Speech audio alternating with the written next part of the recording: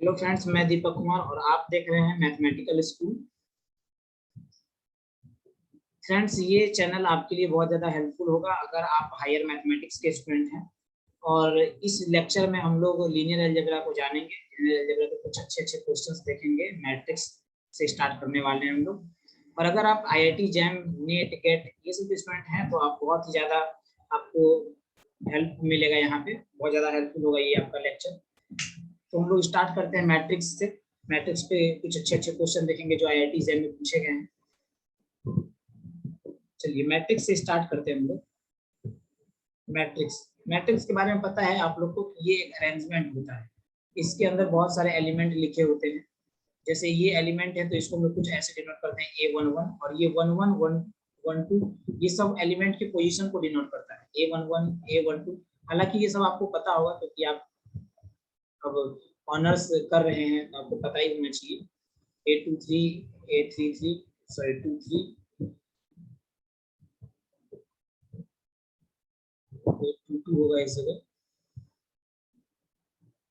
ये A22 A23 A31 A32 A33 ऐसे ये सब एलिमेंट है, आपको पता होगा। और अगर इसके जगह पर हम लोग कोई एलिमेंट को रखना चाहें, किसी भी एलिमेंट को, तो उसको बोलते हैं कि एलिमेंट की एंट्री होना। जैसे अगर ये कोई मैट्रिक्स है और इसके ये सब पोजीशंस हैं, ये सब ब्लैंक पोजीशन है, मतलब इसमें अगर एलिमेंट को रखना है, मान लिया जाए कि यहाँ पर 0 और 1 मेरे पास ये दो एलिमेंट दिया गया है 0 और 1, और इस 0 1 में से हम किसी भी एक एलिमेंट को यहाँ पर फिल कर सकते हैं। तो कहेंगे कि इस 0 और 1 की एंट्री को कराना, यहाँ एंट्री कराना, मतलब एंट्री ऑफ एलिमेंट इसको कहा जाता है। ठीक है, इस तरह से आप इसको समझ सकते हैं। तो हम लोग सबसे पहले चलते हैं मैट्रिक्स। तो आप जान लेते ये मैट्रिक्स है, ये पता है आपको। इस पे ज्यादा मैं टाइम वेस्ट नहीं करूंगा, ये मैट्रिक्स के बारे में आपको बहुत अच्छे से पता है। मैट्रिक्स के बारे में कुछ मैट्रिक्स के टाइप्स है उसको देख लेते हैं हम लोग और फिर उस पर क्वेश्चन करेंगे। आपको पता है मैट्रिक्स का टाइप में, देखिए पहला होता है null matrix. Null matrix null matrix होता है कि अगर कोई मैट्रिक्स है किसी ऑर्डर का, m क्रॉस n है, ये अगर कोई ऑर्डर का मैट्रिक्स है, इसको ऑर्डर कहते हैं हम लोग, order of matrix. Order of matrix, इसी को हम लोग कहते हैं साइज ऑफ मैट्रिक्स।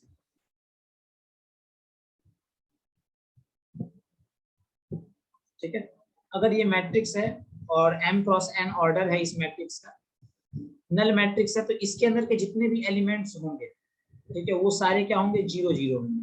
अगर ये मैट्रिक्स है, ये मैट्रिक्स वैसे अगर इसमें देख रहे हैं हम लोग तो कितना रो है, ये 3 रो है इसमें, और कॉलम कितने हैं, 4 कॉलम है। 4 कॉलम 3 रो, इसका मतलब कि ये मैट्रिक्स m का वैल्यू यहाँ पर 3 हो जाएगा और n का वैल्यू 4 हो जाएगा, मतलब इस मैट्रिक्स का जो ऑर्डर है वो 3 क्रॉस 4 होगा। ठीक है, दूसरा हम लोग जानते हैं scalar matrix. Scalar matrix scalar matrix होता है कि अगर ये एक मैट्रिक्स है, स्केलर मैट्रिक्स हमेशा स्क्वायर मैट्रिक्स होगा, मतलब यहाँ पर जो m और n का वैल्यू है, ये m और n का वैल्यू ये दोनों सेम होगा। ठीक है, तो स्केलर मैट्रिक्स में यहाँ पर कोई मैट्रिक्स ले लेते हैं जिसको हम लोग 3 क्रॉस 3 बोल देते हैं। स्केलर मैट्रिक्स में यहाँ पर इसके डायगोनल 1 0 0 0 2 0 0 0 -1, मतलब कि इसके डायगोनल में कोई भी एलिमेंट हो सकता है। इसका डायगोनल एंट्री कोई सा भी नंबर हो सकता है। ठीक है, बट इसके डायगोनल के, ये जो डायगोनल है इसका, ये जो डायगोनल है इसका, ये इस डायगोनल के ऊपर और इस डायगोनल के नीचे सारे एलिमेंट्स 0 होने चाहिए, तो इसको हम लोग स्केलर मैट्रिक्स बोलेंगे। ठीक है, ये जो डायगोनल है, इस डायगोनल के ऊपर, इस डायगोनल के ऊपर मतलब ये सारे एलिमेंट 0 होने चाहिए, ये सब एलिमेंट 0 होने चाहिए। ठीक है, तो इसको स्केलर मैट्रिक्स बोलते हैं। अब हम लोग जानते हैं आइडेंटिटी मैट्रिक्स। आइडेंटिटी मैट्रिक्स, ठीक है, आइडेंटिटी मैट्रिक्स। आइडेंटिटी मैट्रिक्स, अगर ये कोई मैट्रिक्स है और ये मैट्रिक्स का साइज है 2 क्रॉस 2, तो इसके डायगोनल एलिमेंट में ओनली, मतलब इसके डायगोनल एलिमेंट का एंट्री सिर्फ 1 होगा। ठीक है, मतलब ये कुछ ऐसा दिखेगा आपको 1 0 0 1, मतलब डायगोनल वाला जो एलिमेंट है वो सिर्फ 1 हो सकता है, इसके अलावा वहां पर कोई भी एंट्री नहीं हो सकता। ये जो एलिमेंट है ये यहाँ पर सिर्फ 1 आएगा, इस जगह सिर्फ 1 आ सकता है, यहाँ पर सिर्फ 1 आ सकता है, अदरवाइज कोई भी एलिमेंट यहाँ पर डायगोनल में नहीं आएगा। और दूसरी बात कि इसके जो डायगोनल का अपर वाला जितना भी एलिमेंट होगा यहाँ पर, और इसके डायगोनल का जितना लोअर एलिमेंट होगा वो सारा 0 होना चाहिए। मतलब अगर एक 3x3 का आपको एग्जांपल दूं तो ये ऐसा होगा 1 0 0 0 1 0 0 0 1, मतलब ये ऐसा मैट्रिक्स 3x3 का है। ठीक है, मतलब देखिए इसके डायगोनल में सारा एलिमेंट क्या 1 1 1 है, और इस डायगोनल के ऊपर जितने भी एलिमेंट्स हैं ये सब 0 0 है, और डायगोनल के नीचे जितने भी एलिमेंट है वो सारे क्या है 0 0 है। इसका मतलब कि ये जो मैट्रिक्स है वो आइडेंटिटी मैट्रिक्स। आइडेंटिटी ऐसे भी पता चलता है कि मतलब 1 होना चाहिए आइडेंटिटी, जैसे आप ग्रुप थ्योरी में भी देखेंगे आइडेंटिटी एलिमेंट अक्सर जगह 1 आ जाता है, मतलब 1 के करीबी 1 के जैसा ही कुछ लेते हैं। ठीक है, अब हम लोग चलते हैं आगे। आइडेंटिटी हो गया आपका, अब है डायगोनल मैट्रिक्स। डायगोनल तो आप देखिए ये diagonal matrix, diagonal matrix, diagonal matrix. Diagonal matrix क्या होता है, ये ऐसे मैट्रिक्स ले लिए स्क्वायर मैट्रिक्स, जैसे इसको 3x3 ले लिए, इसके डायगोनल में ही बस एलिमेंट्स होंगे, अदरवाइज जितना भी एलिमेंट है डायगोनल के ऊपर और डायगोनल के नीचे वो सारा एलिमेंट 0 होगा। ठीक है, जैसे यहाँ 1 0 0 0 -1 0 0 0 0, देखिए ये डायगोनल है। डायगोनल में जो भी नन 0 या 0 कैसा भी एलिमेंट अगर होना था तो डायगोनल में हुआ, बाद बाकी डायगोनल से जितने भी ऊपर वाले एलिमेंट हैं वो सारे 0 हैं, और डायगोनल से जितने भी नीचे वाले एलिमेंट हैं ये सब क्या है 0 0। ठीक है, बट यहाँ पे आपको ध्यान देने की जरूरत है कि डायगोनल मैट्रिक्स में ऐसा नहीं है कि डायगोनल का एलिमेंट 0 नहीं हो सकता, मतलब ये 0 भी हो सकता है। ठीक है, मतलब ऐसा बोल सकते हैं हम लोग कि ये जो नल मैट्रिक्स है, नल मैट्रिक्स भी आपका, नल मैट्रिक्स भी एक डायगोनल मैट्रिक्स है। ठीक है, कॉन्सेप्ट को पकड़िए, नल मैट्रिक्स भी आपका एक डायगोनल मैट्रिक्स है, बट वो जो नल मैट्रिक्स है वो स्क्वायर होना चाहिए। ठीक है, क्योंकि जहां पर भी डायगोनल की बात आएगी, जहां पर भी डायगोनल की बात आएगी वो हमेशा स्क्वायर होना चाहिए। ठीक है, स्क्वायर मैट्रिक्स होगा तो ही डायगोनल बन सकता है, स्क्वायर मैट्रिक्स नहीं होगा तो डायगोनल नहीं बन सकता है ना। अब आप इसका एक स्क्रीन, आप इसका स्क्रीनशॉट लेना चाहते हैं तो स्क्रीनशॉट ले लीजिए, मैं पेज चेंज कर रहा हूँ। ठीक है, आगे बढ़ते हैं। देखिए अभी बोला था कि अगर डायगोनल मैट्रिक्स, मतलब डायगोनल की बात जहां पर भी आएगी तो उसके लिए स्क्वायर मैट्रिक्स का होना जरूरी है। ऐसा इसलिए कि अगर मान लीजिए आप डायगोनल मतलब स्क्वायर मैट्रिक्स न ले, स्क्वायर मैट्रिक्स न ले, मतलब इसका जो मैट्रिक्स का जो ऑर्डर है वो कुछ ऐसा ले ले 3x4 या 4x3, मतलब ये जो m और n के पोजीशंस के वैल्यूज हैं वो अगर इक्वल ना हो। ठीक है, ठीक है, ऐसा अगर हम लोग ले ले तो क्या होगा, तो डायगोनल बनेगा या नहीं बनेगा ये चेक कर लेते हैं। तो 3x4 लेता हूं मैं। ठीक है, 3x4 से देखते हैं हम लोग क्या होता है यहाँ, जैसे ये 1 2 3 4 2 3 4 5 3 4 5 6। देखिए डायगोनल बनाने का मतलब क्या कि आप एक स्ट्रेट लाइन ऐसे डायगोनली खींचिए जो कंसेक्यूटिव एलिमेंट को कट करना चाहिए। देखिए ये ऐसे यहाँ से आया, ये स्ट्रेट, ये ऐसे आया स्ट्रेट, ये कट कर गया। ठीक है, अभी ये नेक्स्ट इधर कट करेगा, बट इसको तो कट नहीं किया, मतलब यहाँ एक ऐसा स्ट्रेट लाइन ऐसे डायगोनली खींचिए जो इसको कट करना स्टार्ट करे और इसको भी कट कर दे, बट स्ट्रेटली। ठीक है, ध्यान रखना है। तो ये डायगोनली हम लोग अगर इसको ऐसे खींचे हैं तो ये इसको कट नहीं किया, इसका मतलब ये आपका स्क्वायर मैट्रिक्स नहीं है, ऐसे भी पता चलता है। स्क्वायर मैट्रिक्स के लिए आप अगर इसको ट्रिक समझे तो मान सकते हैं। ठीक है, स्क्वायर मैट्रिक्स का सबसे अच्छा ट्रिक तो यही होता है कि आप इसको देख लीजिए, ये दोनों बराबर है तो स्क्वायर मैट्रिक्स है, अगर बराबर नहीं है तो स्क्वायर मैट्रिक्स नहीं है। दूसरा कि आप ऐसे इसको डायगोनल ऐसे खींच लीजिए, अगर डायगोनल आप खींच लिए, ठीक है, और ये यहाँ से शुरू हो करके इसे शुरू करके इसको अगर कट कर गया इसको भी, तो इसका मतलब ये स्क्वायर मैट्रिक्स है, अदरवाइज स्क्वायर मैट्रिक्स नहीं है। और इसका डायगोनल क्या होगा, इस लाइन में आ रहे सारे एलिमेंट्स होंगे। ठीक है, जैसे आपको एक स्क्वायर मैट्रिक्स में दे देता हूँ, 1 -1 0 0 -1 1 0 0 1। ठीक है, अगर आप इसको ऐसे करके कट करें तो देखिए ये यहाँ से शुरू हुआ और यहाँ तक कट करते चले गया, और इसके इस लाइन में जितने भी नंबर्स आ रहे हैं, मतलब एलिमेंट्स आ रहे हैं, 1 -1 और 1 1 -1 और 1, ये तीनों क्या है इसके डायगोनल एलिमेंट। ठीक है, चलिए अब आगे बढ़ते हैं। अब देखिए एक अच्छा सा आपको बहुत अच्छा ट्रिक बता रहा हूँ और इस पर बेस्ड IIT जैन में क्वेश्चन पूछे गए हैं। अगर ये एक मैट्रिक्स है जैसे 1 2 3 2 3 4 2 1 3, ठीक है। अगर ये मैट्रिक्स इसके किसी भी रो को आप चूज कर लीजिए। जैसे मैं मान लिया कि मैं ये वाला रो ले रहा हूँ, ये रो मैं लिया, ठीक है। फर्स्ट रो को चूज कर लिया। आपका मन, आप कोई सा भी रो को चूज कर सकते हैं, आप सेकंड थर्ड किसी को भी। मैं फर्स्ट चूज कर लिया, ठीक है।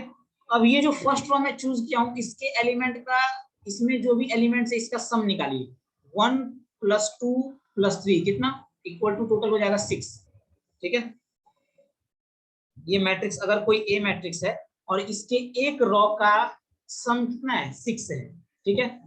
इसके एक रो का सम कितना है 6 है। और अगर इसके सारे रो का सम अगर 6 बना दिया जाए, अगर इसके सारे रो का सम 6 बना दिया जाए, जैसे मान लीजिए ये 2 4 6 हो जा रहा है और नीचे वाले का 6 पहले से, ठीक है।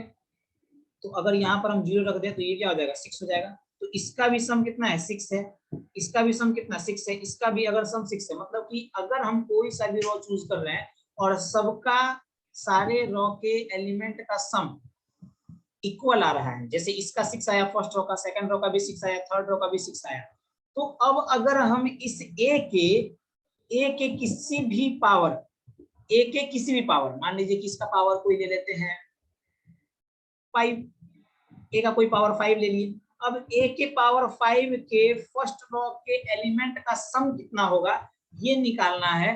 तो आप इस 6 को ले लीजिए और 6 का पावर 5 कर दीजिए, ठीक है। मतलब ए के पावर 5 का भी मैट्रिक्स कितना होगा 3x3 का ही होगा। अगर ये 3x3 का मैट्रिक्स मैंने चूज किया तो ये भी 3x3 का होगा। अब ये जो 3x3 का मैट्रिक्स आएगा ए का पावर 5, तो इसमें देखिए यहाँ पे ये जो फर्स्ट रो है, सेकंड रो है, थर्ड रो है, इस फर्स्ट रो या फिर सेकंड रो या फिर थर्ड रो, ठीक है, इसमें तो सबका क्या 6 6 था सम। इसके अब हमको अगर ये वाला जो रो है इसके सारे एलिमेंट्स का सम चाहिए तो 6 का पावर 5 करना पड़ेगा। अब 6 का पावर 5 का जो वैल्यू होगा वही ए के पावर 5 के फर्स्ट रो के एलिमेंट का सम होगा, ठीक है। एक और एग्जांपल मैं आपको देता हूँ, इसका एक और एग्जांपल देता हूँ। जैसे मान लीजिए कि ए कोई मैट्रिक्स है और ये मैट्रिक्स मैं लिया 2x2 का, ये है आपका 1 1 2, ये है 0 -1, ठीक है। और 0 -1 नहीं, ये 1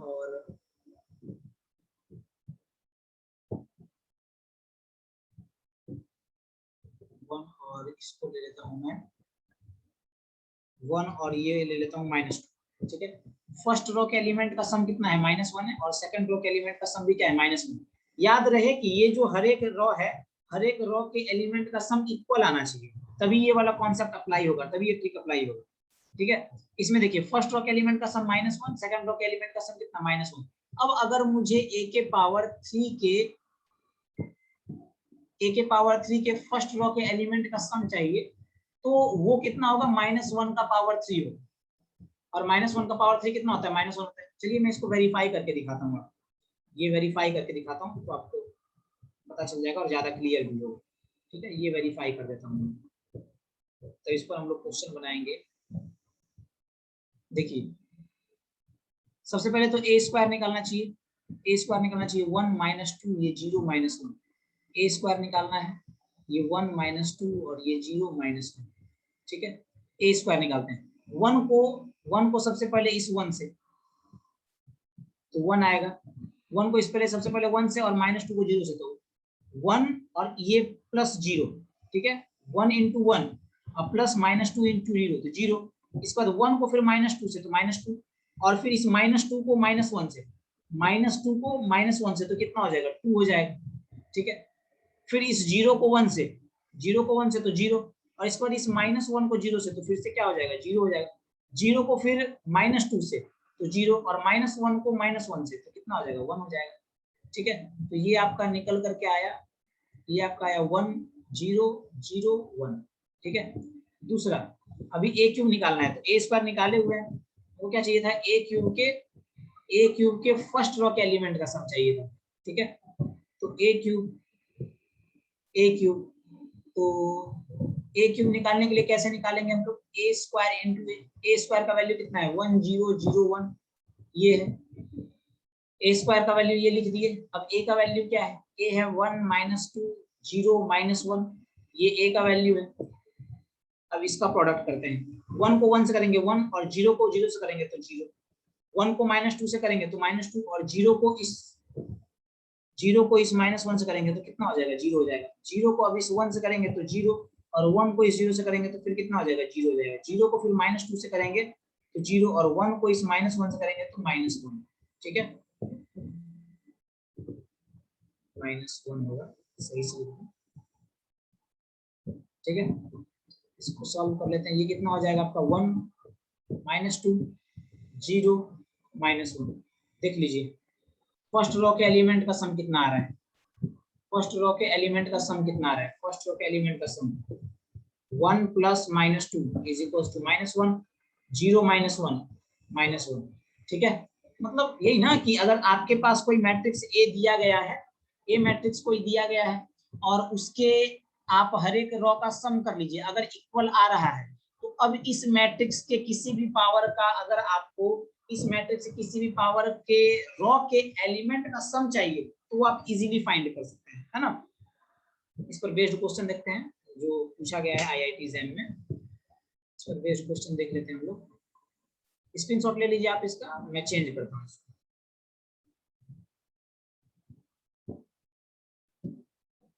देखिए इसी पर एक क्वेश्चन पूछा गया है आईआईटी जैम में।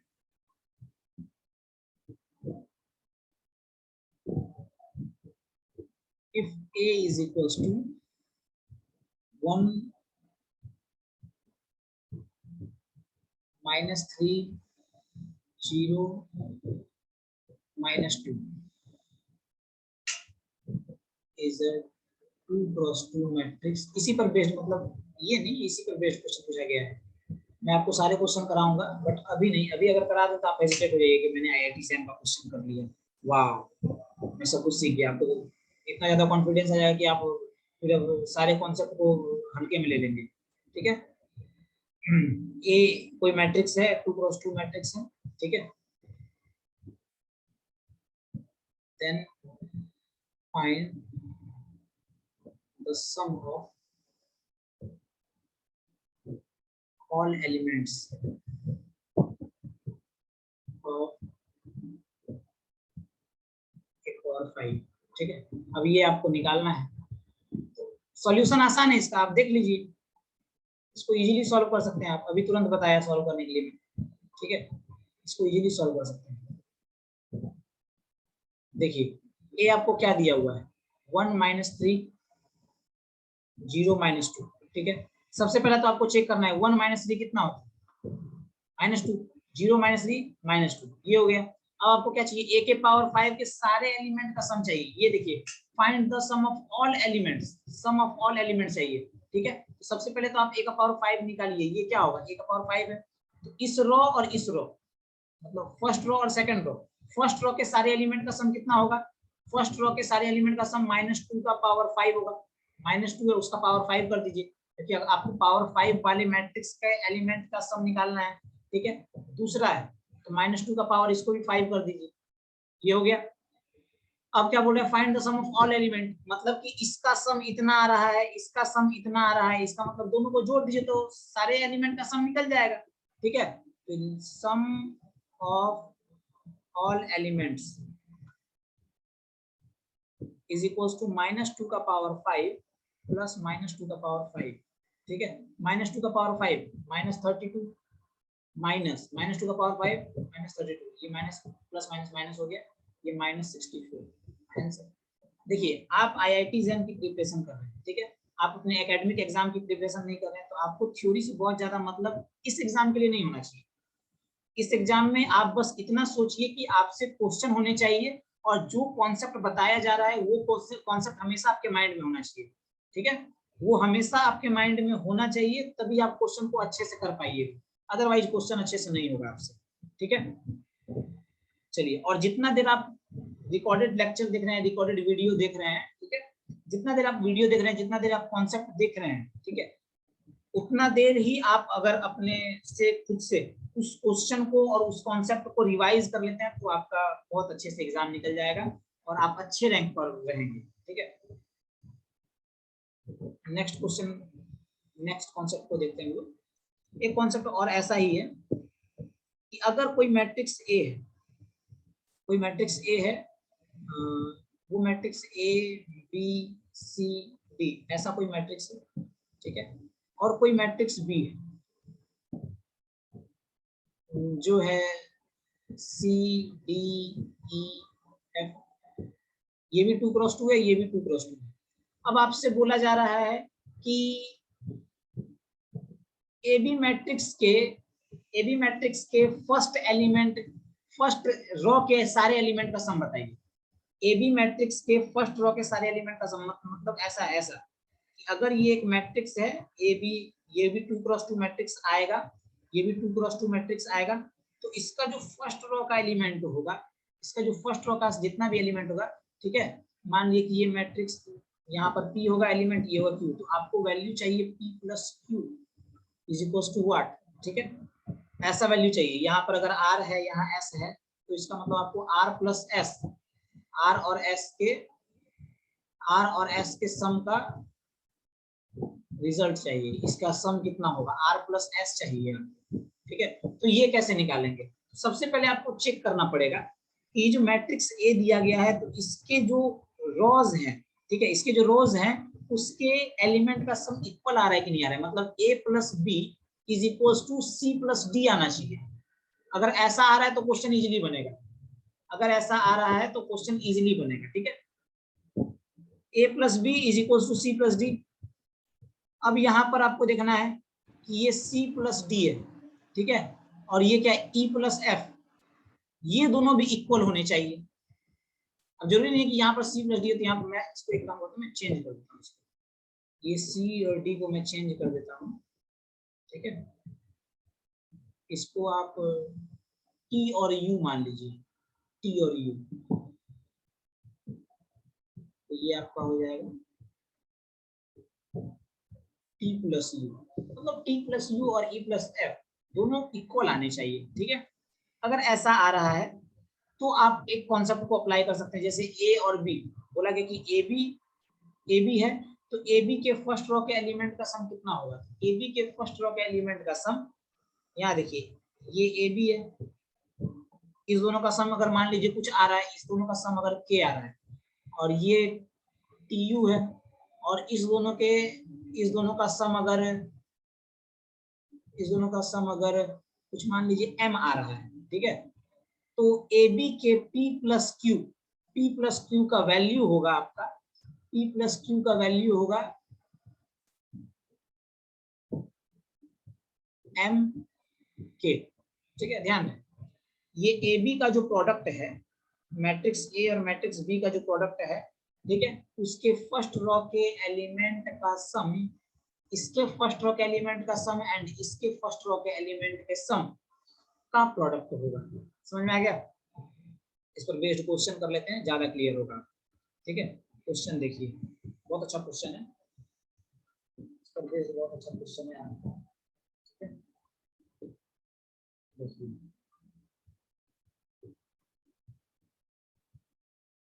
A is equals to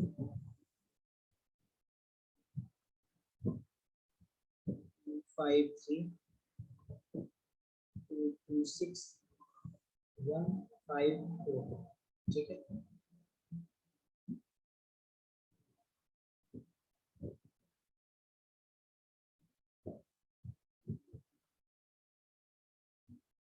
one 0 0 0 2, ये मैट्रिक्स है, ठीक है।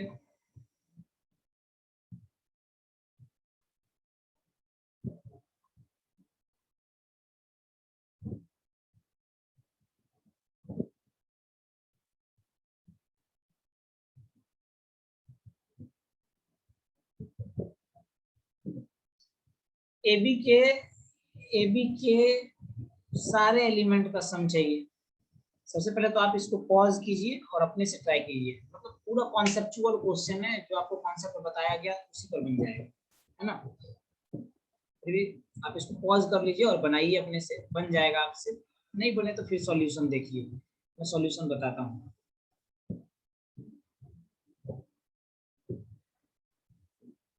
चलिए देखिए, ये आपको मैट्रिक्स ए दिया हुआ है 2 5 3 2 2 6 1 5 4, ठीक है। एंड ये मैट्रिक्स बी दिया हुआ है 4 2 -4 1 1 0 0 0 2। मैं अभी सबसे पहले क्या बोला कि आपको मैट्रिक्स ए के हर एक रो का सम चेक करना पड़ेगा कि इक्वल आ रहा है या नहीं आ रहा है। अगर इक्वल आ रहा है तो ये कॉन्सेप्ट अप्लाई कर पाइएगा, अगर नहीं आ रहा है इक्वल तो अप्लाई नहीं कर पाइएगा। समझ में आ रहा है ना। तो देखिए ये 2 5 7 3 10, 2 2 4 6 10, 1 5 6 4 10, ठीक है। इसमें देखिए 4 2 6, 6 में 4 गया बचा 2, इसका सम 2, 1 1 2, इसका सम फिर से 2, ठीक है। इसमें हर एक का सम कितना है 10 10 है, हर एक का सम कितना 10 10 है। तो अब आपको ए बी के सारे एलिमेंट का सम चाहिए, ए बी के सारे एलिमेंट का सम चाहिए।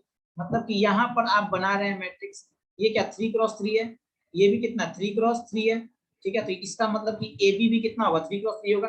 बनाने का तरीका देखिए, सबसे पहले तो आप ऑर्डर डिसाइड कीजिए। अगर ऑर्डर में आप गड़बड़ाए तो चल गया आपका, कुछ नहीं हो सकता, ठीक है। तो ये ए बी क्या 3 क्रॉस 3 रहेगा। अब देखिए ये 10 है, इसका मतलब कि ये 10 है और ये कितना 2 है। तो इसका मतलब इसके फर्स्ट एलिमेंट का, फर्स्ट रो के सारे एलिमेंट का सम कितना होगा 10 गुना 2 यानी कि 20 होगा। सेकंड रो कितना होगा फिर से 10 गुना 2, इसका मतलब क्या 20 होगा। थर्ड रो भी कितना होगा 20 होगा। इसका मतलब फर्स्ट रो के सारे एलिमेंट का सम 20 है, सेकंड रो के सारे एलिमेंट का सम 20 है, थर्ड रो के सारे एलिमेंट का सम कितना 20 है। मतलब 20 20 40 20 कितना 60 हो गया, 20 20 40 और 20 60, ठीक है। इस 60 आपका क्या हो गया रिजल्ट आंसर हो गया, ठीक है। तो आप इसको ऐसे बना सकते हैं। चलिए नेक्स्ट कॉन्सेप्ट पे चलते हैं।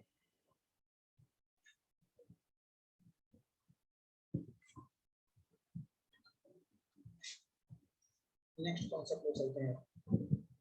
देखिए अब डिटरमिनेंट है, डिटरमिनेंट निकालने का मैं कुछ शॉर्ट ट्रिक बताता हूँ आपको। सबसे पहले डिटरमिनेंट फाइंड करने का शॉर्ट ट्रिक,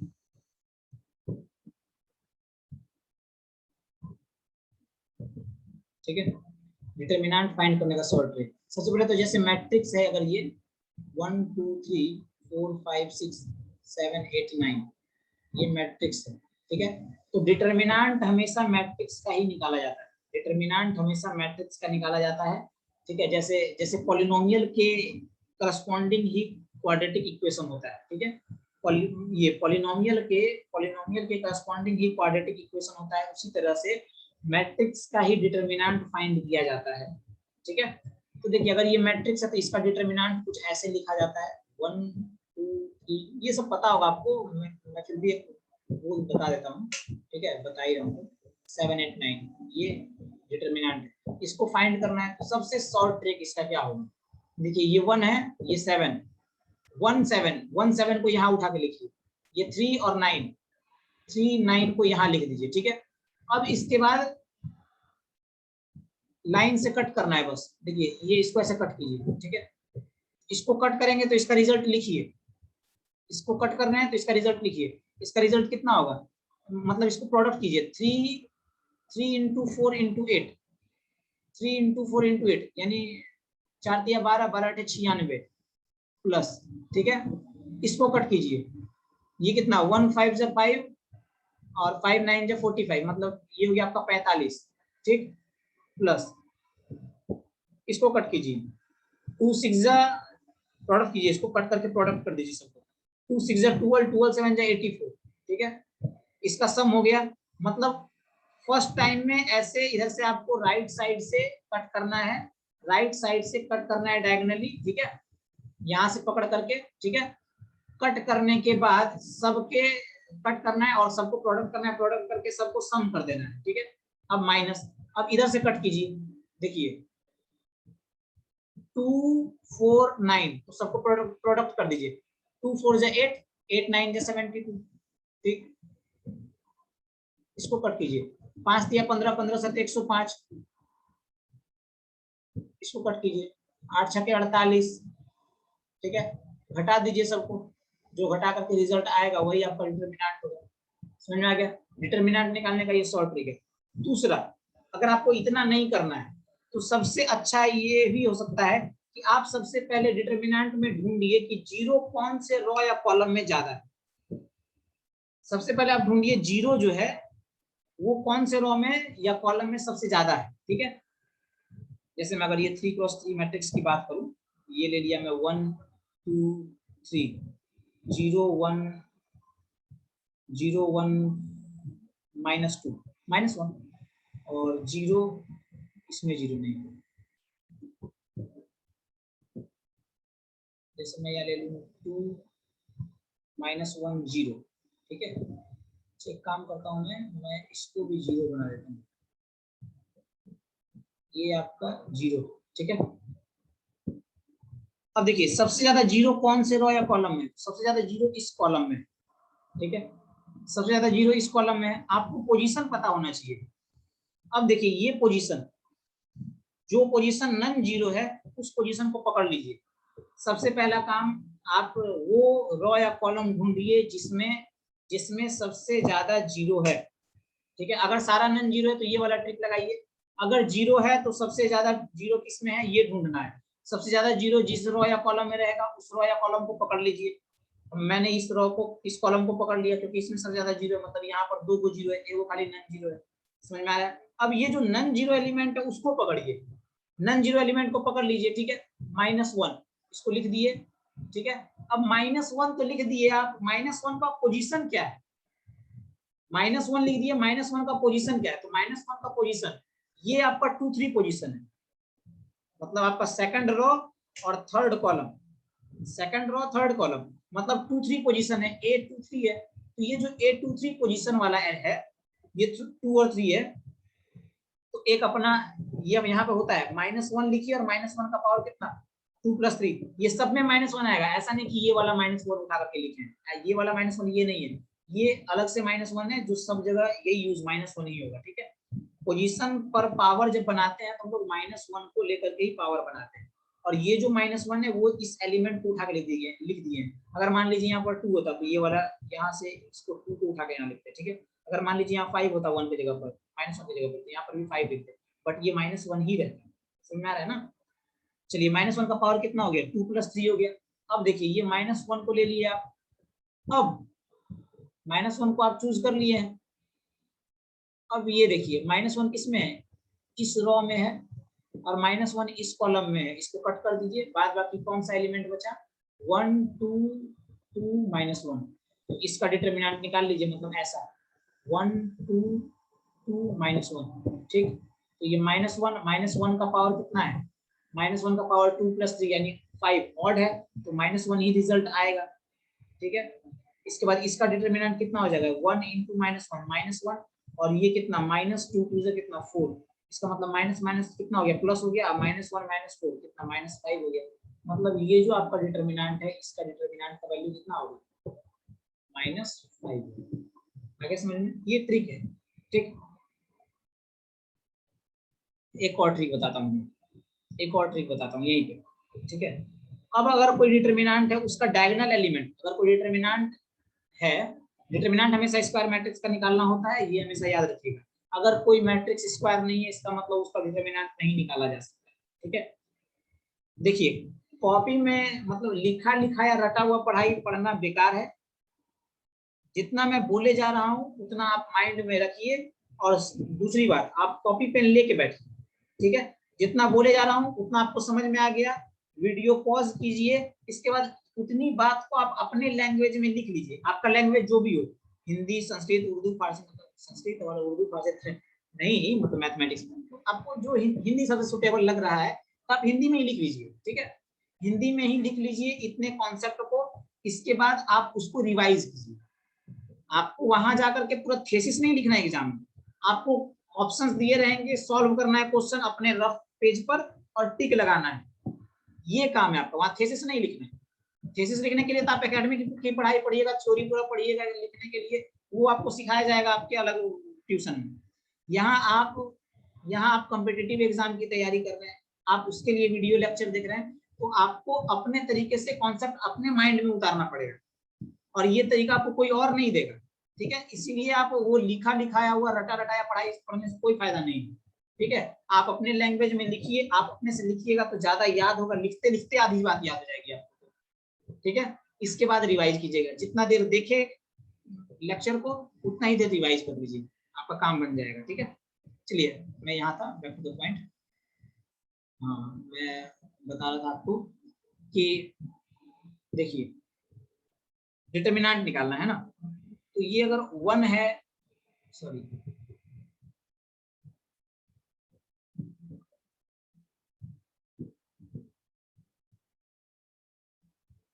ये 0 1 2 2 0 1 3 1 0, देखिए ये जो डायगोनल एलिमेंट है ना, ये डायगोनल एलिमेंट, ये डायगोनल एलिमेंट क्या है, 0 है, सब 0 है डायगोनल एलिमेंट में, ठीक है। अगर डायगोनल एलिमेंट सब 0 हो गए तब मैट्रिक्स का डिटरमिनेंट निकालना और ज्यादा आसान हो जाता है, ठीक है। डायगोनल एलिमेंट 0 हो गया तो आप सबसे पहले इसका निकाल के देखिए क्या आता है, ठीक है, तब आपको आइडिया लगेगा। जैसे अब इसमें तो सब जगह इक्वल 0 है, तो आप किसी एक को पकड़ लीजिए, जैसे ये देखिए, ये हम 2 को ले लेते हैं, 2 का पोजीशन क्या है, नॉन जीरो क्या 2 और 3 है, इसी कॉलम के हिसाब से निकाल रहे हैं, ठीक है। नॉन जीरो एलिमेंट क्या 2 है, तो -1 का पावर कितना हो जाएगा, 2 + 1 हो जाएगा, क्योंकि इसका पोजीशन क्या है 2 1 पोजीशन है, A21 पोजीशन है ये, ठीक है। -1 का पावर 2 + 1, ये 2 हो गया बाहर में, ठीक है, और ये 2 किसमें है, इसमें है और इसमें है, तो इसका मतलब कि आपका 1 2 और 1 0 आने वाला है, ठीक, 1 2 1 0, ठीक।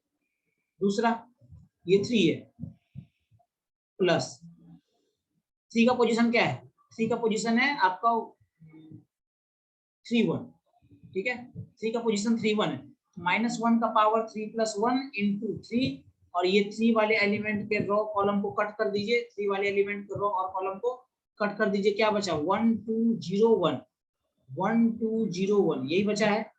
सॉल्व करते हैं, -1 का पावर ऑड है तो माइनस आएगा, 2 है, अब देखिए ये कितना हो गया आपका, ये 0 हो जाएगा, ये कितना -2, ठीक है, तो ये आपका -2 आया, प्लस -1 का पावर इवन, तो ये +1 हो गया, मतलब ये खत्म, इसको लिखने से कोई फायदा नहीं है, 3 और ये कितना हो गया 1 -2 1 और ये 0 हो गया, ठीक है। इसको सॉल्व कीजिए, ये आपका कितना हो जाएगा, ये हो गया आपका 4 और ये +3 मतलब ये 7, ठीक है। डायगोनल एलिमेंट 0 हुआ तो इसका मतलब आप ऐसे सॉल्व कर सकते हैं, अगर डायगोनल एलिमेंट 0 नहीं है, मतलब सारा नॉन 0 है, तो आप ये वाला तरीका अप्लाई कीजिए। मेरे को हमको सबसे ज्यादा बेस्ट ये लगता है कि सबसे पहले 0 को ढूंढना, 0 ढूंढ लिए तो ये तरीका बेस्ट है, नहीं है 0 तब तो क्या करें, ये इसी से काम चलाना पड़ेगा। चलिए अब आगे बढ़ते हैं, ठीक है। डिटरमिनेंट निकालने आई थिंक आपको अच्छे से आ गया, डिटरमिनेंट निकालने में कुछ है नहीं, ठीक है। और आगे जैसे पढ़ेंगे हम लोग तो आपको ये तो अभी 3x3 है, 4x4 5x5 ये सब भी सब आपको आइडिया दिया जाएगा, ठीक है। डिटरमिनेंट का ही कुछ मैं और थोड़ा सा ट्रिक बताता हूँ, तो कुछ और कॉन्सेप्ट बताता हूँ। जैसे मान लीजिए कि ये 1 2 1 2 1 है, ये 0 1 -2 है, 2 0 1 है, ठीक है। ये मैट्रिक्स है, अगर इसका डिटरमिनेंट फाइंड करें 1 2 1 0 1 -2 2 0 1, ठीक है। इसका डिटरमिनेंट फाइंड करना है, डिटरमिनेंट फाइंड कर लेते हैं। ये आपका 1 1 हो जाएगा, ये वाला एलिमेंट, ठीक है, इधर, और इधर वाला एलिमेंट उस तरफ 1 और ये 2 कट कीजिए, कट करेंगे तो क्या आएगा, ये सबसे पहले 0 +1 -8, ठीक है, प्लस सॉरी माइनस इधर से कट कीजिए, देखिए बीच में 0, कहीं पर भी एक 0 आ गया तो प्रोडक्ट करेंगे तो 0 ही आएगा, 0 हो गया, ये कितना हो जाएगा +2 हो जाएगा, ये कितना हो जाएगा फिर से 0 हो जाएगा, ठीक है। सॉल्व करेंगे, ये कितना आ रहा है आपका -7 माइनस ये आपका 2 आ गया, यानी -9 है टोटल, इसका डिटरमिनेंट आया -2, ठीक। अब देखिए इसका डिटरमिनेंट -2 है, बट अगर इसी मैट्रिक्स के रो या कॉलम को अगर इंटरचेंज करें, इंटरचेंज कर दें, मतलब रो में ही इंटरचेंज कर दें। और रो में इंटरचेंज करेंगे मतलब पोजीशन वाइज।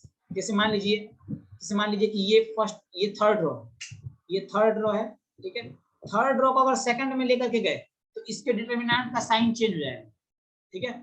अब अगर इसको इधर लेकर के आ गए और फिर से इस वाले को यहाँ पर लाने के बाद उठा के फिर यहाँ रख देंगे तो फिर से साइन चेंज होगा। इसका मतलब कि फिर कोई चेंज नहीं, समझ में आ रहा है ना। एक बार माइनस लगा, फिर माइनस लगाएंगे तो प्लस हो जाएगा वो, तो कोई चेंजिंग नहीं होगा। मतलब कुछ ऐसे, जैसे देखिए, जैसे सबसे पहले 1 2 1।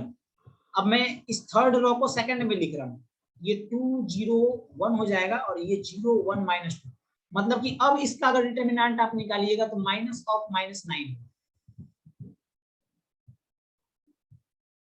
माइनस ऑफ -9, ये अब इसका डिटरमिनेंट होगा, ठीक है।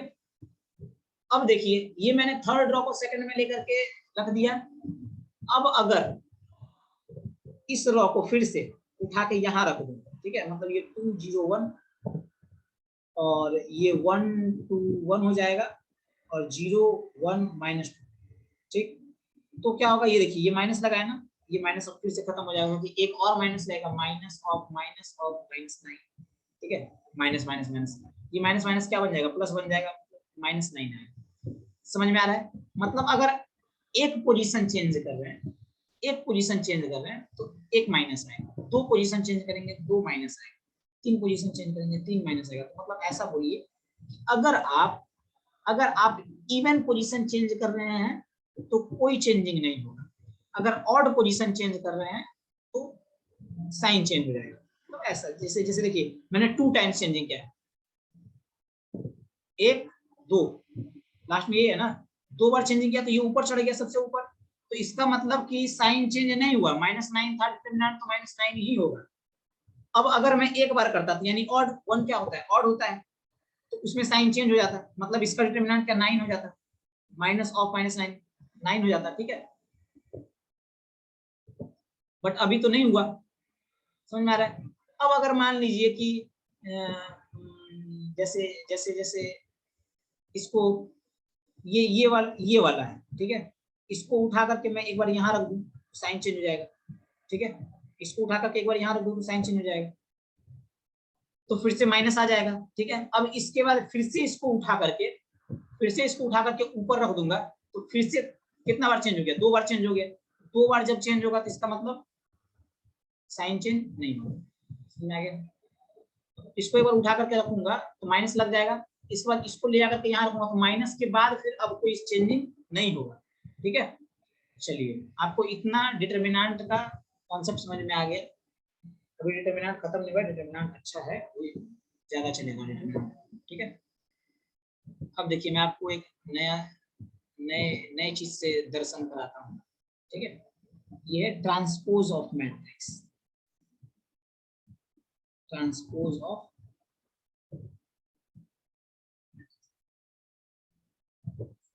मेरा तो मानना है कि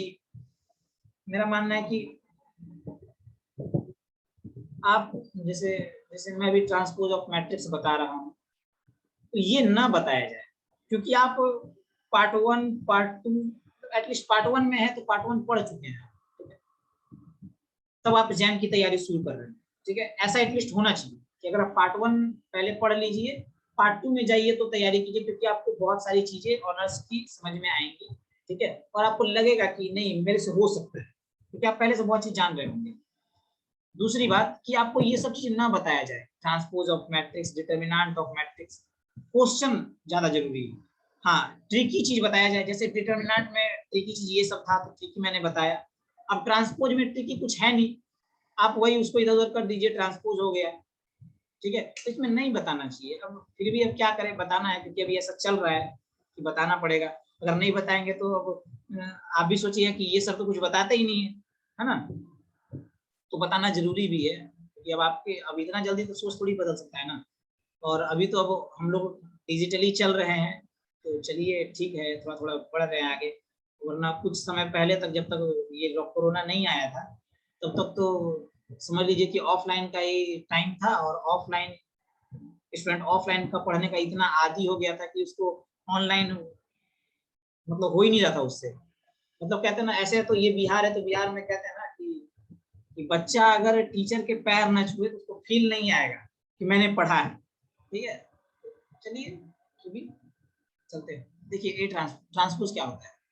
मान लिया ए कोई मैट्रिक्स 1 2 3, ठीक है, ए ट्रांसपोज निकालना है, निकाल लीजिए। ए ट्रांसपोज निकालने का मतलब क्या, रॉ को कॉलम में लिखिए, कॉलम को रॉ में लिखिए, रॉ को कॉलम में, कॉलम को रॉ में। ये क्या है, रॉ है, इसको कॉलम में लिख दीजिए, रॉ है कॉलम में लिख दीजिए, हो गया ट्रांसपोज। समझ आ रहा है, रॉ है, इस रॉ को कॉलम में लिख दीजिए, इस रॉ को कॉलम में लिख दीजिए, ट्रांसपोज हो गया। एक और एग्जांपल देखिए दूसरा, 1 0 -1 2 0 -1 0 0 2, ठीक है। इसको देखिए, अगर ये कोई मान लीजिए बी है,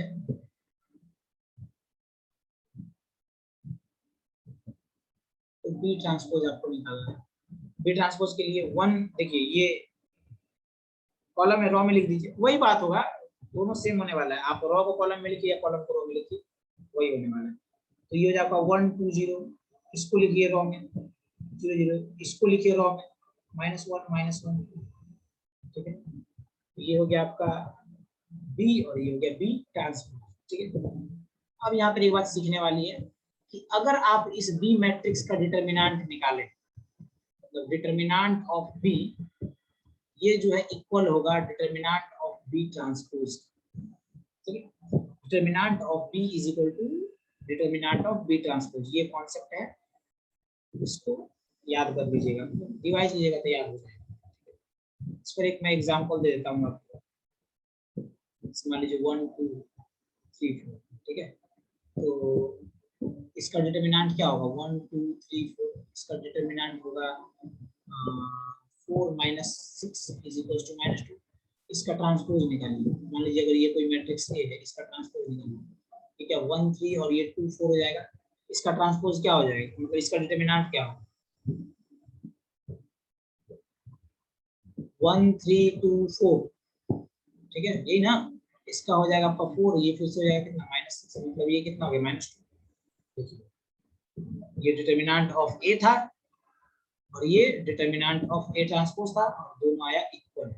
आगे समझ में। तो ये था आपका, आज के लिए हम लोग इतना ही रखते हैं कि ये हम लोग डिटर्मिनेंट में यहाँ तक पहुंचे। डिटर्मिनेंट अभी खत्म नहीं हुआ है, डिटर्मिनेंट में अभी ब्लॉक मैट्रिक्स आएगा, उसका डिटर्मिनेंट निकालना अभी चलेगा, अच्छा चलेगा लंबा, ठीक है। तो इतना आप लोग रिवाइज कीजिए और इतना अच्छे से तैयारी रखिए इतना का। इसका नेक्स्ट लेक्चर आप लोग देखिएगा और उसमें समझ में आएगा बहुत अच्छे से, ठीक है। चलिए आप लोग को बहुत बहुत धन्यवाद, आपने इतना समय आपका अपना दिया देखा।